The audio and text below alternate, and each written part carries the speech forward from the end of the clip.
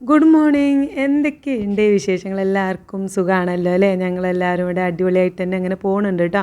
കുഴപ്പങ്ങളൊന്നുമില്ല. അപ്പോൾ ഇന്ന് നമ്മൾ 23ാമത്തെ നോമ്പിൻ്റെ കാര്യങ്ങളൊക്കെ ആയിട്ടാണ് ഞാൻ വന്നിട്ടുള്ളത്. അപ്പോൾ ഇന്ന് ഇവിടുത്തെ എൻ്റെ ഹസ്ബൻഡിൻ്റെ ഉമ്മാൻ്റെ ആണ്ടാണ് കേട്ടോ. അപ്പം എന്താ പറയുക, 23ാം രാവിനാണ് കേട്ടോ എൻ്റെ ഹസ്ബൻഡിൻ്റെ ഉമ്മ മരണപ്പെട്ടിട്ടുണ്ടായിരുന്നത്. രാവ് എന്ന് പറയുമ്പോൾ 1 മണിക്കാണ്, 1 മണിൻ്റെയും 1:10 ഉള്ളിലൊക്കെ ആയിട്ടാണ് മരണപ്പെട്ടിട്ടുണ്ടായിരുന്നത്.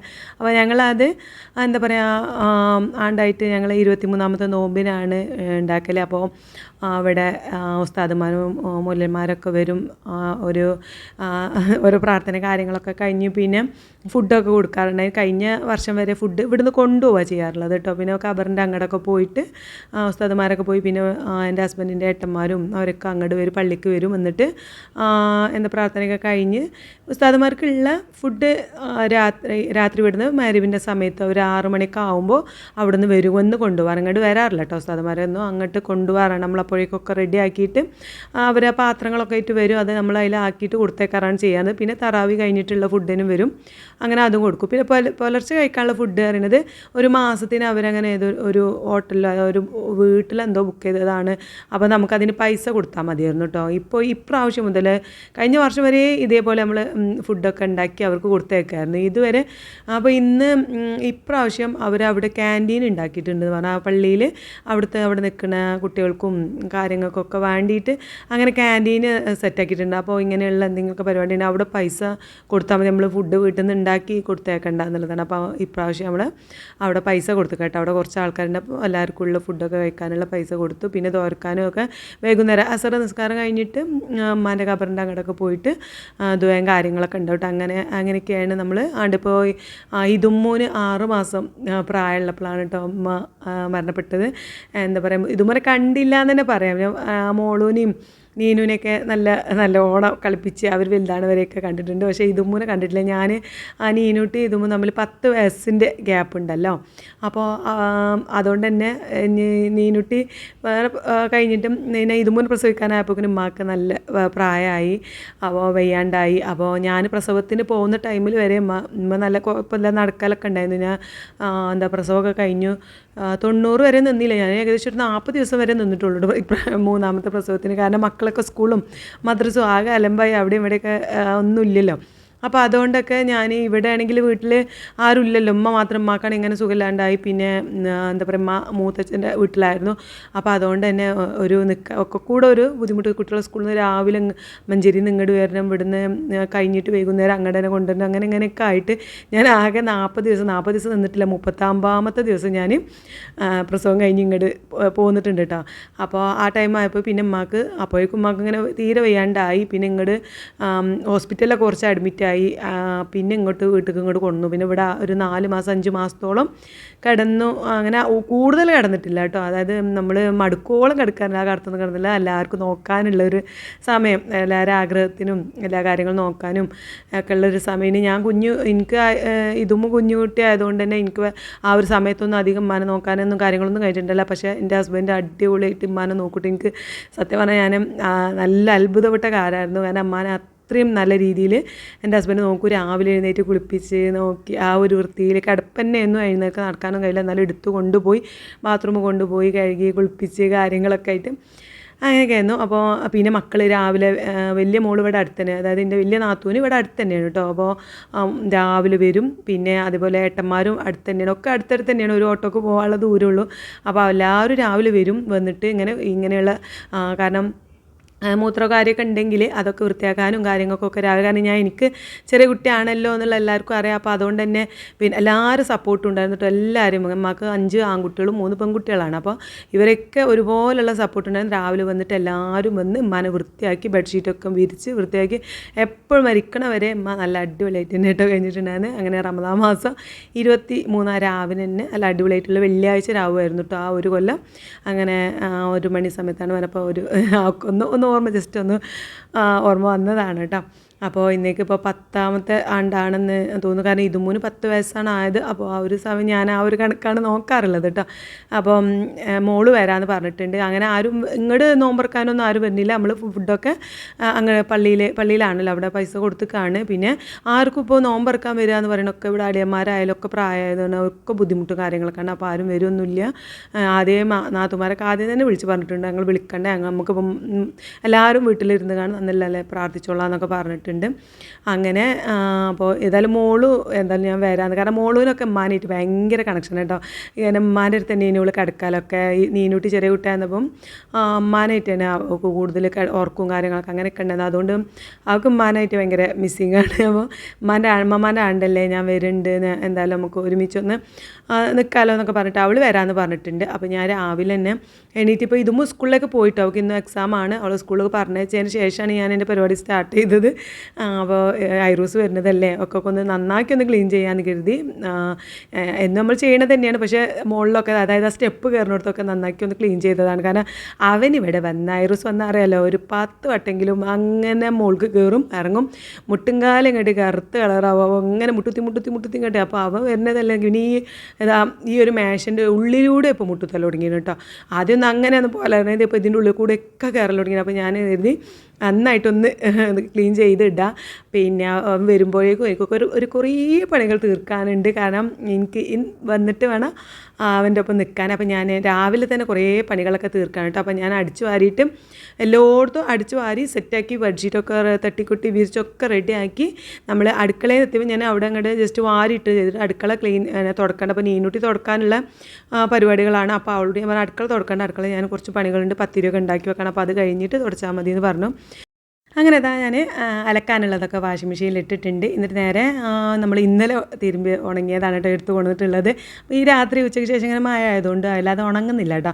അപ്പോൾ ഞാൻ എന്ത് ചെയ്തു, കുറച്ച് രാവിലത്തെ വെയിലൊക്കെ കൊണ്ടിട്ട് ഒന്ന് ചൂടായിട്ടാണ് എടുത്തുകൊണ്ട് മടക്കി ഓരോന്നോരോന്ന് മടക്കി വെക്കുമ്പോഴാണ് മൂപ്പര് സാധനങ്ങളൊക്കെ ആയിട്ട് ഇങ്ങനെ കുറച്ച് സാധനങ്ങളൊക്കെ ആയിട്ട് വന്നിട്ടുണ്ട്. അപ്പോൾ അതൊക്കെ ഒന്ന് ജസ്റ്റ് വേഗം എടുത്ത് വെക്കട്ടെ എന്ന് കരുതി. അപ്പോൾ ഇന്ന് ഐറൂസ് വരുന്നതുകൊണ്ട് തന്നെ പച്ചമുന്തിരിയും ചുവപ്പുമുന്തിരിയൊക്കെ കൊണ്ടുവന്നിട്ടുണ്ട് കേട്ടോ. അവന് ഭയങ്കര ഇഷ്ടമാണ് ഈ മുന്തിരി. അപ്പോൾ അതുകൊണ്ട് ഞാൻ എന്താ പറയുക, അതൊക്കെ ഒന്ന് വേഗം എടുത്ത് വെക്കട്ടെ, ഫ്രൂട്ട്സ് അല്ലേ. അപ്പോൾ അതൊക്കെ കഴുകി വൃത്തിയാക്കി അതൊക്കെ സെറ്റാക്കിയിട്ട് ബാക്കി മടക്കി വെക്കാമെന്ന് കരുതി. ഈ മത്തനും ഐറൂസിനുള്ള കേട്ടോ. പിന്നെ ഫ്രൂട്ട്സുകൾ തന്നെ കാര്യം ഇപ്പോൾ ചൂടായതുകൊണ്ട് തന്നെ എന്താ പറയുക, നമ്മൾ ഫുഡിനെങ്ങാണ് ഫ്രൂട്ട്സ് തന്നെയാണ് ഇപ്പോൾ എല്ലാവരും കഴിക്കുന്നത് കേട്ടോ. മൂപ്പർക്ക് പിന്നെ എൻ്റെ ഹസ്ബൻഡ് പിന്നെ ജ്യൂസൊക്കെ ഭയങ്കര ഇഷ്ടമാണ്. അപ്പോൾ ഇടയ്ക്ക് ഞാൻ കക്കരി ജ്യൂസ്, പിന്നെ ഇപ്പോൾ സമാമ് കൊണ്ടുവന്നിട്ടുണ്ട്, അതുകൊണ്ട് ജ്യൂസ് അടിച്ചാണ്ടി എന്നൊക്കെ പറഞ്ഞിട്ട് കൊണ്ടുവന്നതാണ്. അപ്പോൾ ഞാൻ പിന്നെ മുന്തിരിയൊക്കെ കഴുകി വെക്കുന്നുണ്ട്. അപ്പോൾ എന്താ പറയുക, ഈ പച്ചമുന്തിരി നല്ലോണം കഴിക്കൂട്ടോ ഐറൂസ്. അപ്പോൾ അവന് ഇഷ്ടമായതുകൊണ്ടാണ് ഇതൊക്കെ കൊണ്ടുവരുന്നത്. അങ്ങനെ ഓരോന്നോരോന്ന് കഴുകി പാത്രത്തിലാക്കി ഞാൻ ഫ്രിഡ്ജിൽ വെക്കുന്നുണ്ട്. ഇനിയിപ്പോൾ അവൻ വരുമ്പോൾ പെട്ടെന്ന് എടുത്ത് കൊടുക്കാമല്ലോ, നമുക്ക് അങ്ങനെ വെച്ചാൽ പിന്നെ കഴുകണം അങ്ങനെയൊക്കെയുള്ള പരിപാടിയാണല്ലോ. അപ്പോൾ അതൊക്കെ സെറ്റാക്കി കഴിഞ്ഞ ശേഷം എന്താ ഞാൻ അപ്പുകിന് നീനൂട്ടി തുടക്കൽ തുടങ്ങി ഇതാ അടുക്കളയിൽ എത്തിയിട്ടുണ്ട്. അപ്പോൾ ഞാൻ അടുക്കള തുടക്കണ്ടെന്ന് പറഞ്ഞ് അങ്ങനെ അവിടെ തന്നെ വെച്ചിട്ടാണ് കേട്ടോ തുടക്കാനുള്ള പാത്രം. പിന്നെ ഞാൻ വേഗം എന്താ പറയുക, പാത്രം എല്ലാം ബാക്കി മടക്കി വെക്കാനുള്ളതൊക്കെ ഒന്ന് മടക്കി ഒതുക്കി എല്ലാം അതിൻ്റേതായിട്ടുള്ള സ്ഥാനത്ത് അവിടെ ഇവിടെയൊക്കെ കൊണ്ടുവച്ചു. ഇനി നമുക്ക് ഞാൻ കരുതി വേഗം ഐറൂസ് വരില്ല, അപ്പോൾ വേഗം ഇനി വൈകുന്നേരം ഉണ്ടാക്കാനുള്ള പത്തിരി ഇപ്പം തന്നെ വേഗം പരത്തി ഫ്രിഡ്ജിൽ അങ്ങോട്ട് വെക്കുക. ഇനി വന്ന് കുറച്ച് ഇനി വന്നേക്ക് ഞാൻ അടുക്കളയിൽ കയറണ്ടല്ലോ എന്ന് കരുതി. പിന്നെ അവന് കഞ്ഞി വെക്കണം. പിന്നെ ചിക്കൻ കൊണ്ടുവന്നിട്ടുണ്ട്. ചിക്കൻ പിന്നെ ഇന്നലെ ഞാൻ കൊണ്ടുവന്നത് കുറച്ചും കൂടി ഫ്രിഡ്ജിലുണ്ട്, അപ്പോൾ അത് വെള്ളത്തിലിട്ടിട്ടുണ്ട്.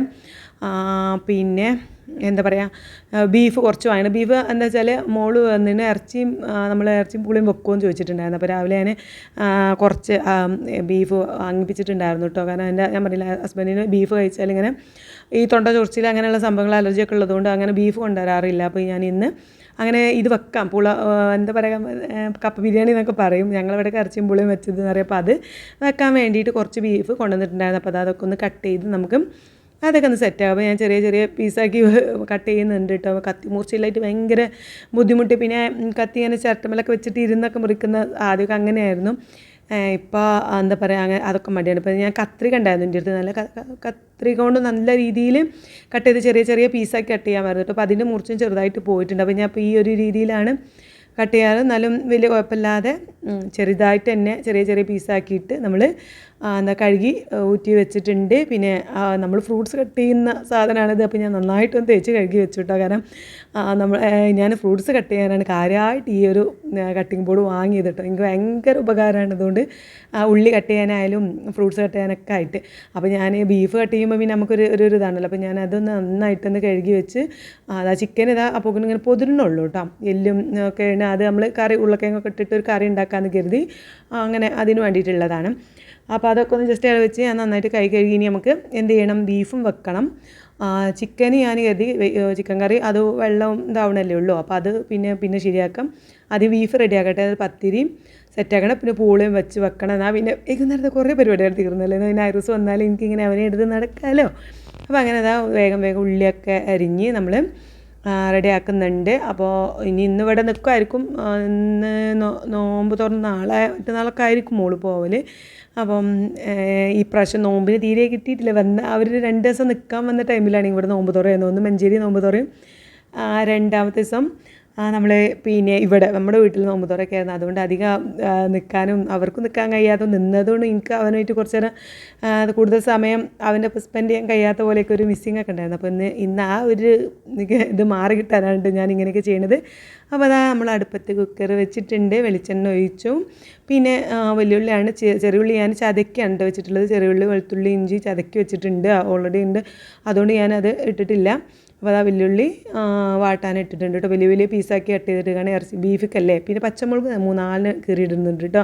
എനിക്ക് ബീഫിൽ എന്താ പറയുക പച്ചമുളക് അതേപോലെ തന്നെ കുരുമുളക് പൊടിൻ്റെയൊക്കെ ആ ടേസ്റ്റാട്ടോ എനിക്കിഷ്ടം. അപ്പോൾ ഞാൻ കൂടുതൽ മുളക് പൊടിയേക്കാളൊക്കെ ഉപയോഗിക്കൽ കുരുമുളക് പൊടിയാണ്. അപ്പോൾ പച്ചമുളക് കീറിയിട്ടും അതുപോലെ തന്നെ ഉപ്പ് ഇട്ടിട്ടുണ്ട് പെട്ടെന്ന് വാടി കിട്ടാനായിട്ട്. മറ്റേ അടുപ്പത്ത് നമ്മൾ ഇന്നലത്തെ ചിക്കൻ കറിയായിട്ട് കുറച്ചേ ഉള്ളൂ. എന്നാലും ഇതും ഒന്ന് നോമ്പ് പറ്റിയിട്ടില്ല. ഇന്നലെ നോമ്പ് പറ്റി ഇന്ന് പരീക്ഷ കാര്യങ്ങളൊക്കെ ആയതുകൊണ്ട് അപ്പോൾ ഞാനൊന്ന് നോൽക്കേണ്ട എന്ന് പറഞ്ഞ് പരിച്ചക്ക് വിളിച്ചിട്ടുണ്ടായിരുന്നില്ല. അപ്പോൾ അവൾക്ക് വന്നിട്ട് കഴിക്കാനൊക്കെ വേണ്ടിയിട്ട് ഞാൻ കറിയൊക്കെ ചിക്കൻ കറി നന്നായിട്ട് ചൂടാക്കി വെച്ചു. എന്നിട്ട് അത് മാറ്റി വെച്ചിട്ട് ആ അടുപ്പത്ത് പത്തിരിക്ക് പൊടി വാട്ടാൻ വേണ്ടിയിട്ട് വെള്ളം വെച്ചിട്ടുണ്ട് കേട്ടോ. അപ്പോഴേക്കും മസാലയൊക്കെ നമ്മൾ മുളക് പൊടി, മഞ്ഞൾപ്പൊടി, മല്ലിപ്പൊടിയൊക്കെ ഇട്ട് കൊടുത്തു. ഗരം മസാല, ചിക്കൻ മസാല ഒക്കെ അതുപോലെ ബീഫ് മസാല ഒക്കെ ഇട്ട് കൊടുത്തിട്ട് നന്നായിട്ട് മസാലയൊക്കെ ഇളക്കി ബീഫൊക്കെ സെറ്റാക്കി എടുക്കുന്നുണ്ട്. അതിനി വന്നാൽ പിന്നെ നമുക്ക് എന്താ പറയുക പൂള നന്നായിട്ട് വേവിച്ച പൂള അതിൽ ഇട്ടിട്ട് അങ്ങോട്ട് ജസ്റ്റ് പൂള വേറെ വേവിക്കാമെന്ന് കരുതി കേട്ടോ. അങ്ങനെയാണ്. അപ്പോൾ ഒരാഗ്രഹം പറഞ്ഞതില്ല, കുറേ ദിവസമായി വിളിക്കുമ്പോഴൊക്കെ പറയണേ എനിക്ക് കപ്പ ബിരിയാണി തിന്നാണ്, ഇറച്ചിയും പുളിയും വെച്ച് തിന്നാൻ പൂതിയാവുകൊണ്ട് വെച്ച് ഞാൻ വരുമ്പോൾ ഉണ്ടാക്കി തരേണ്ടിയെന്ന് ഇങ്ങനെ പറഞ്ഞിട്ടുണ്ടായിരുന്നു. അപ്പോൾ അതുകൊണ്ട് ഞാൻ അങ്ങനെ ജസ്റ്റ് കുറച്ച് ഉണ്ടാക്കാമെന്ന് കരുതി. അപ്പോൾ നമ്മുടെ ബീഫുടെ മസാലയൊക്കെ റെഡി സെറ്റായിട്ടുണ്ട്. ഇനി ഇത് അടച്ച് വെച്ചിട്ട് നമുക്ക് വേവിക്കാൻ വെക്കാം. അപ്പുറത്ത് വെള്ളം പൊടി വാട്ടാനുള്ള വെള്ളമാണ് കേട്ടോ അപ്പുറത്ത് വെച്ചിട്ടുള്ളത്. അതും പൊടി വാട്ടണം. അപ്പോൾ കുക്കർ ഇനി അതവിടെ വെന്തോളും, നമുക്ക് ടെൻഷനൊന്നുമില്ല. അതിൻ്റെ ഇടയിൽ എൻ്റെ അമ്മ വന്നിട്ടുണ്ടായിരുന്നു. അപ്പോൾ അമ്മനോട് കുറച്ച് നേരം സംസാരിച്ചിരുന്ന് അങ്ങനെയും കുറേ സമയം പോയിട്ട് നമ്മൾ വേഗം പണി തീർക്കാണ്. അപ്പനെ ക്ലീൻ ചെയ്യലൊക്കെ നടത്തുന്നുണ്ട് കേട്ടോ. അങ്ങനെ വെള്ളം തിളക്കുന്ന സമയം തിളക്കുന്നേ ഉള്ളൂ. തിളക്കുന്ന സമയം കൊണ്ട് ഞാൻ ചിക്കനൊക്കെ ഒന്ന് കഴുകി അങ്ങനെ പുതിർന്ന് നിന്നിട്ടുണ്ടായിരുന്നു. അപ്പോൾ അതൊക്കെ ഒന്ന് കഴുകി ഊറ്റി വെക്കാൻ. എന്നിട്ട് ജസ്റ്റ് മഞ്ഞൾപ്പൊടിയും ഉപ്പിട്ടിട്ട് ഒന്ന് എന്താ പറയുക ഫ്രിഡ്ജിലേക്ക് വെക്കാൻ കരുതി. ഇനി അത് അവൾ വന്നിട്ട് എന്താക്കി വേണ്ടത്, ഇനി കുറുമാക്കി ഉണ്ടാക്കുകയാണോ അല്ലെങ്കിൽ ഇനി ചിക്കൻ കറി തേങ്ങ അരച്ചുണ്ടാക്കണോ എന്നൊക്കെ മോളിനോട് ചോദിച്ചിട്ട് എന്താ വെച്ചാൽ അവൾ ഇഷ്ടംപോലെ ഉണ്ടാക്കാൻ കരുതി. ജസ്റ്റ് അത് ഊറ്റി വെച്ചിട്ടുണ്ട്. നേരെ ഫ്രിഡ്ജിലേക്ക് കയറ്റി വെച്ചിട്ടുണ്ട് കേട്ടോ. ഇനി അടുത്ത പരിപാടി പൊടിയൊക്കെ വാട്ടി സെറ്റായിട്ടുണ്ട്. നമ്മൾ പൊടി എന്താ പറയുക കുഴച്ച് പരത്തി എടുക്കണം. ഇതുമുണ്ടെങ്കിൽ ആ ഒരു അമർത്താൻ അവൾ വരുന്നു. അവൾ ക്ലാസ്സിന് പോയതുകൊണ്ട് അതില്ല. അപ്പോൾ ഞാൻ നന്നായിട്ട് ആ ചൂടോടുകൂടി തന്നെ നന്നായിട്ട് കുഴക്കുന്നുണ്ട് കേട്ടോ. അപ്പം മോളിന് എന്താ വെച്ചാൽ പത്തിരി അങ്ങനെ അവിടുന്ന് അവൾ തന്നെ ഉണ്ടാക്കേണ്ടത്, അതുകൊണ്ട് അങ്ങനെ കഴിക്കാറില്ല. പത്തിരി പുറത്തുനിന്ന് വാങ്ങിയാൽ നമ്മൾ വീട്ടിൽ നിന്ന് ഉണ്ടാക്കുന്ന പത്തിരി പുറത്തുനിന്നുള്ള പത്തിരി നല്ല മാറ്റമാണ് അല്ലേ. ഒരു മെഷീൻ പത്തിരി എന്നൊക്കെ പറയുമ്പോൾ നൈസ് ആയിട്ട് അധികമായ പോലെയാണ് എനിക്ക് തോന്നുന്നത്. എന്നിട്ട് എന്താ പറയുക ഈ ഒരു അപ്പുറത്തൂടെ കാണുന്ന സൈസ് പത്തിരിയാണ് അല്ലേ.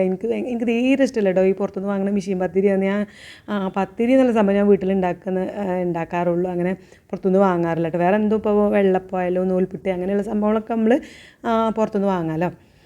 ഇത് ഞാൻ വാങ്ങാൻ സമ്മതിക്കില്ല കേട്ടോ. അപ്പോൾ മോളിനായാലും എന്താ ഇവിടെ നിന്നുള്ള പത്തിരിയാണ്. അപ്പോൾ ഞാൻ അവിടുന്ന് അങ്ങനെ ഉണ്ടാക്കാറില്ല. ഉണ്ടാക്കുകയാണെങ്കിൽ കട്ടിപ്പത്തിരിയൊക്കെയാണ് ഉണ്ടാക്കുക. അങ്ങനെ ജസ്റ്റ് ഒന്ന് പ്രസ് ചെയ്തിട്ട് അങ്ങനെ വെളിച്ചെണ്ണയിലൊക്കെ ചുട്ടുള്ള പത്തിരി ഉണ്ടല്ലോ തേങ്ങയൊക്കെ ഇട്ടിട്ട് അങ്ങനെയൊക്കെ ഉണ്ടാക്കുക.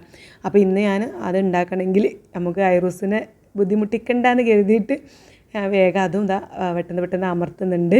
അപ്പം ഇതുമുണ്ടെങ്കിൽ ഈ ഒരു പരിപാടി അവൾ അങ്ങോട്ട് ചെയ്തിട്ടുണ്ടായിരുന്നു. എന്നാലും ഞാൻ വേഗം സ്പീഡിൽ ചെയ്തു കേട്ടോ. കാരണം ആരും ശല്യപ്പെടുത്താനൊന്നുമില്ലല്ലോ, ബുദ്ധിമുട്ടൊന്നുമില്ല. നമ്മുടെ ക്ലീനിങ് പരിപാടിയും കഴിഞ്ഞിട്ടുണ്ടല്ലോ. അപ്പോൾ ഇത് കഴിഞ്ഞിട്ട് ക്ലീനിങ് പരിപാടി ചെയ്യാമെന്ന് വിചാരിച്ചിട്ടുണ്ടെങ്കിൽ ഒരിക്കലും നടക്കില്ല. അപ്പോൾ ആദ്യം എല്ലാം ക്ലീൻ ചെയ്തതുകൊണ്ട് തന്നെ അതൊരു മനസ്സിന് സമാധാനമുണ്ട്. ഇനി ആര് പെട്ടെന്ന് വന്നാലും നമുക്ക് ടെൻഷൻ ഇല്ലല്ലോ. അപ്പോൾ അതൊക്കെ കഴിഞ്ഞ് നീന് തുടച്ചൊക്കെ കഴിഞ്ഞ് അവൾ കുളിയും നനയൊക്കെ ആയിട്ട് നടക്കുകയാണ്. ഞാൻ വേഗം പ്രസ്സിൽ അമർത്തിയെടുത്ത് പിന്നെ അടുത്ത പരിപാടി പരത്തിയെടുക്കുക എന്നുള്ളതാണ്. പിന്നെ വേഗം പരത്തിയതാ ഞാനൊരു പാത്രത്തിലാക്കിയിട്ട് നല്ല അടുപ്പുള്ള ഒരു പാത്രത്തിലാക്കി വെക്കട്ടെ. അപ്പോൾ ഇതെല്ലാവർക്കും അറിയുന്നതായിരിക്കും. പക്ഷേ പിന്നെ എൻ്റെ മോളും എപ്പോഴും പറയും, ഉമ്മച്ചി എന്തുണ്ടാക്കുകയാണെങ്കിലും റെസിപ്പി ഡീറ്റെയിൽ ആയിട്ട് തന്നെ പറയണമെന്ന് പറയും. ഞാൻ എൻ്റെ വീഡിയോയിലൊക്കെ പറയാറുണ്ട്. അതേപോലെ തന്നെ തുത്തും പറയാറുണ്ട് കേട്ടോ. തങ്ങൾ നിജം ഉണ്ടാക്കുകയാണ് അതൊക്കെ വീഡിയോ ഒക്കെ ഒന്ന് പറയുമ്പോൾ ഒന്ന് ഡീറ്റെയിൽ ആയിട്ട് പറയേണ്ടത്, ഞങ്ങൾക്കും അതൊക്കെ ഒന്ന് ചെയ്യാമല്ലോ. അതുകൊണ്ടാണ് ഞാൻ അങ്ങനെ പറയുന്നത്. പിന്നെ എൻ്റെ മോളുവിനെ പോലത്തെ ആൾക്കാർ കുട്ടികൾ ആരെങ്കിലും ഈ വീഡിയോ കാണുന്നുണ്ടെങ്കിൽ അവർക്കൊരു ഉപകാരം ആയിക്കോട്ടെ എന്ന് കരുതിയിട്ടാണ് കേട്ടോ. അപ്പോൾ ഞാനിതാ നന്നായിട്ട് പരത്തി ഇങ്ങനെ അടുപ്പ് നല്ല മുറുകി അടുക്കുന്ന അടുപ്പ് തന്നെ ഉള്ള പാത്രം എടുക്കണം കേട്ടോ. അതിലേക്ക് ഇങ്ങനെ പരത്തി ഇങ്ങനെ വെച്ച് കൊടുക്കുന്നുണ്ട്. നമ്മൾ താഴെ ഒന്നും വിരിച്ചൊന്നും കൊടുക്കുന്നില്ല. പൊടി ഇത്തിരി ഞാൻ പാത്രത്തിൽ ഇട്ട് കൊടുത്തിട്ടുണ്ട്. ചെറുതായിട്ടൊന്ന് ഇട്ടിടുന്നുണ്ട്. എന്നിട്ട് അതിൻ്റെ മുകളിൽ ഓരോന്ന് ഇങ്ങനെ പരത്തി വെച്ചിട്ട് നമ്മൾ നന്നായിട്ട് കവർ വെച്ച് മൂടണം കേട്ടോ. ഞാൻ കാണിച്ചു തരാം. അതാ ഇങ്ങനെ പരത്തി. ഇപ്പോൾ രാവിലെയൊക്കെ നമുക്ക് ഉണ്ടോ ഇതേപോലെ രാവിലെ നമുക്ക് പെട്ടെന്ന് പോകാനുള്ള പത്തിരിയൊക്കെ ഉണ്ടാക്കണമെന്നുണ്ടെങ്കിൽ രാത്രി ഇതുപോലെയൊക്കെ നമുക്ക് റെഡിയാക്കി വെക്കാം കേട്ടോ. അപ്പോൾ ഞാനിതാ പരത്തി അടിപൊളിയായിട്ട് തന്നെ എല്ലാം നൈസായിട്ട് പരത്തിയിട്ടുണ്ട്. അതിന് മുകളിൽ ഇതുപോലെ നല്ല കവർ വെച്ചിട്ട് നമ്മൾ വെക്കണം. ഞാൻ ഒരു വട്ടം പേപ്പർ വെച്ചിട്ടുണ്ടായിരുന്നു കേട്ടോ. പേപ്പർ വെച്ചിട്ട് ശരിയായില്ല, നമുക്ക് അതിൻ്റെ ഉള്ളിലേക്ക് നനവ് വരുന്നുണ്ട്. അപ്പം കവർ തന്നെ വെക്കണം. അപ്പോൾ കവർ ഇങ്ങനെ വെച്ചിട്ട് നന്നായിട്ട് ഭദ്രമാക്കിയതാണ്. ഇത് നമുക്ക് ഇതുപോലെ ഫ്രിഡ്ജിൽ നമ്മൾ ഫ്രീസറിൻ്റെ താഴെ വെക്കരുത്, ഏറ്റവും താഴെ വെച്ചിട്ട് ചെറിയൊരു തണുപ്പിൽ ഇങ്ങനെ വെച്ചാൽ മതിയിട്ട്. അതായത് ഫ്രീസറിലോ അതിൻ്റെ നേരെ താഴെ ആ ഒരു തണുത്ത് നിൽക്കുന്ന സമയത്ത് ആ ഒരു സംഭവത്തിലൊന്നും വെക്കേണ്ട ആവശ്യമില്ല. അപ്പോൾ അതുപോലെ വെച്ചാൽ നമുക്ക് 2-3 ദിവസം വരെ നിൽക്കും. കാരണം മോള് പ്രസവിച്ച് കിടക്കുന്ന ടൈമിൽ രാവിലെ പത്തിരി ചപ്പാത്തി അങ്ങനെയൊക്കെ ഞാൻ ഇതുപോലെ രാത്രി എന്നല്ല നമ്മൾ വരുന്ന മോളുവിന് എൻ്റെ വീട്ടിലിപ്പോൾ മോളുവിനെ കുളിപ്പിക്കാൻ നമുക്ക് സഹായിക്കാൻ വരുന്ന ഓലോട് ഞാൻ ഈ പത്തിരി പരത്തി വെപ്പിക്കാറായിരുന്നു കേട്ടോ. കാരണം നമുക്ക് രാവിലെ ഈ ഉറക്കൊഴിവ് ഇതൊക്കെ കഴിഞ്ഞിട്ട് പിന്നെ രാവിലെ വന്നിട്ട് ഫുഡ് ഉണ്ടാക്കാൻ ഭയങ്കര ബുദ്ധിമുട്ടായിരുന്നു. അപ്പോൾ ഞാനും ഇവിടെ വന്ന അൽപ്പീന അവരുടെ സുലേഖ അങ്ങനെ എന്തായിരുന്നു പേരിട്ട് എനിക്കിപ്പോൾ ശരിക്കും ഓർമ്മയില്ല. അപ്പോൾ അവർ ഇതേപോലെ ഇന്ന് നന്നാക്കി പരത്തി വെച്ച് പോകും തലേന്ന്. പിറ്റേന്ന് എനിക്ക് സുഖമായിട്ട് ഒന്നില്ലെങ്കിൽ ചപ്പാത്തി അല്ലെങ്കിൽ പത്തിരി. അപ്പോൾ ഒരു കേടും ഉണ്ടാവില്ല കേട്ടോ, നല്ല അടിപൊളിയായിട്ട് നിൽക്കും. അപ്പോൾ അതവിടെ കൊണ്ടുവച്ചിട്ടുണ്ട്. ഇനി അടുത്ത പരിപാടി പൂള ഞാൻ വലിയ പീസാക്കി ആദ്യം ഒന്ന് കട്ട് ചെയ്തിട്ടുണ്ട്. ഇനി നന്നായിട്ട് കഴുകി അതിൻ്റെ മണ്ണൊക്കെ കളഞ്ഞ് കഴുകി വൃത്തിയാക്കിയിട്ട് ചെറിയ പീസാക്കി വെക്കാൻ ഞാനിപ്പോൾ വേവിച്ച് വെക്കുന്നില്ല. ജസ്റ്റ് ഒന്ന് ചെറിയ പീസാക്കിയിട്ട് വെള്ളം പാർന്ന് വെക്കാണ്. ഇനിയിപ്പോൾ എന്താ പറയുക, അത് പിന്നെ അങ്ങനെ പെട്ടെന്ന് വെക്കണ്ടല്ലോ. അതിന് നമുക്ക് കൂടുതൽ പണിയൊന്നുമില്ലല്ലോ. ഇനിയിപ്പോൾ അയർ വന്നാലും നമുക്കത് അടുപ്പത്ത് ജസ്റ്റ് വെച്ചാണ്ട് ഒന്ന് തിളപ്പിച്ച് വേവിക്കാൻ, കുക്കറിലൊന്നിട്ട് വേവിക്കേണ്ടത് കരുതി ഞാൻ വലിയൊരു ചെമ്പട്ടി തന്നെ എടുത്തിട്ടുണ്ട്. കാരണം ഈ ചെമ്പട്ടിയിലാവുമ്പോൾ നമുക്ക് ഇളക്കാനും ഇനി ബീഫ് ഇതിക്കാണ്ട് ഇട്ടാൽ മതിയല്ലോ. ഇട്ടിട്ട് നന്നായിട്ട് ഇളക്കി ഇതിലാവുമ്പോൾ നമുക്ക് നന്നായിട്ട് ഇളക്കി കൊടുക്കാം. വലിയ പാത്രമാകുമ്പോൾ അത് വിചാരിച്ചിട്ടാണ് ഞാൻ ഈ വലിയ ചെമ്പട്ടിയിൽ എടുത്തത്. അപ്പോൾ നല്ലോണം മണ്ണൊക്കെ കഴുകി കളഞ്ഞിടാൻ മറ്റേ പാത്രത്തിൽ ഞാൻ ചെറിയ പീസാക്കി കട്ട് ചെയ്തെടുത്തിട്ട് ഈ വലിയ ചെമ്പട്ടിയിൽ തന്നെയാണ് അടുപ്പത്ത് വെക്കണത് കേട്ടോ. അപ്പോൾ ഇതൊക്കെയാണ് എൻ്റെ രാവിലത്തെ പരിപാടികളൊക്കെ ഞാൻ തീർത്തിട്ട് വെക്കുകയാണ്. ഇനി അവർ വന്ന് ഉച്ചയ്ക്ക് ശേഷമുള്ള വിശേഷങ്ങളായിട്ട് ഞാൻ മറ്റൊരു വീഡിയോയിൽ വരാം. അപ്പോൾ ഇതന്നെ അത്യാവശ്യം ലെങ്ത് ആയതുകൊണ്ട് ഞാൻ ഇന്നിപ്പോൾ രാത്രി തന്നെ ഇടാമെന്ന് കരുതി. അപ്പോൾ ഇന്നത്തെ വീഡിയോ ഇത്രയുള്ളൂ. പിന്നെ വെയിറ്റ് നോക്കുന്നത് ഞാൻ പറഞ്ഞിട്ടുണ്ട്, ഇന്ന് മുതൽ നമ്മൾ വെയിറ്റ് എന്തായാലും നോക്കും. എല്ലാ ദിവസവും നോക്കാമെന്നാണ് പ്ലാന്. കാരണം നമുക്കൊരു പെരുന്നാൾക്ക് ഇനി ഒരു 7 ദിവസം മാത്രമേ ഉള്ളൂ. അപ്പോൾ അതിൽ നമുക്ക് 2 കിലോനെങ്കിലും കുറയണമെന്നുണ്ട്. കുറയുമെന്ന് വിചാരിക്കണം. അപ്പോൾ ഞാൻ വെയിറ്റ് ലോസിൻ്റെ ജേണിയും കൂടി സ്റ്റാർട്ട് ചെയ്യാൻ ഒരാഴ്ചത്തെ 1 വീക്ക് വെയിറ്റ് ലോസ് ആണ് കേട്ടോ. അപ്പോൾ അതും ഞാൻ ഡെയിലി എന്തായാലും വെയിറ്റ് നോക്കും, വീഡിയോയിൽ കാണിക്കാം. അപ്പോൾ എല്ലാവരും സപ്പോർട്ട് ചെയ്യണം. ഇതെന്താ പറയുക, റമദാനിൽ വെയിറ്റ് ലോസ് ചെയ്യാൻ താല്പര്യമുള്ളവരും ഒന്ന് ജസ്റ്റ് നമുക്ക് ഒരാഴ്ചയും കൂടി ഒന്നും ഉള്ളൂ, പെരുന്നാൾ നമുക്ക് വലിയണ്ടേ. അപ്പോൾ അതൊക്കെ നമുക്ക് അടുത്ത വീഡിയോ കാണിക്കാം. അപ്പോൾ ഇപ്പോൾ ഇത്രയേ ഉള്ളൂ. ബൈ.